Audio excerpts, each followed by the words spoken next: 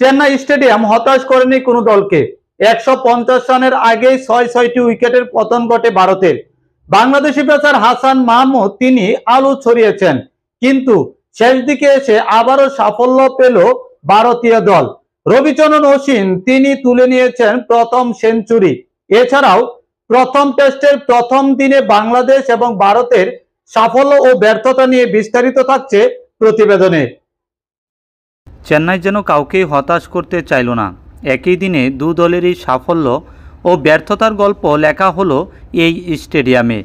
দলীয় 150-র আগেই 6 উইকেট তুলে নিয়ে স্বাগতিক ভারতকে কোণঠাসা করে ফেলেছিল বাংলাদেশ। অথচ দিনের শেষ সেশনে সেই বাংলাদেশকেই কোথাও খুঁজে পাওয়া গেল না। ভারতও ফায়দা তুলেছে কড়াইগন্ডায়। দিনের শেষ সেশনে 32 ওভার খেলা হয়েছে। এই সময় স্কোরবোর্ডে জমা হয়েছে 163 রান। উইকেটের পতন হয়নি একটিও।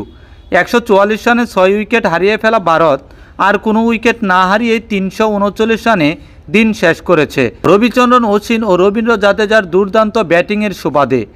112 বলে 102 রানে অপরাজিত আছেন অশ্বিন, আর জাদেজা টিকে আছেন 117 বলে 86 রান করে। আগামীকাল শুক্রবার এই দুজনের ব্যাটে ভর করে বড় পুঁজি গড়তে চাইবে স্বাগতিক দল। সফরকারী দলের বোলারদের মধ্যে 18 ওভার বল করে 58 রান খরচায় 4 উইকেট শিকার করেছেন হাসান মাহমুদ। এছাড়া একটি করে উইকেট দখল করেছেন নাহিদ রানা ও মেহেদী হাসান মিরাজ।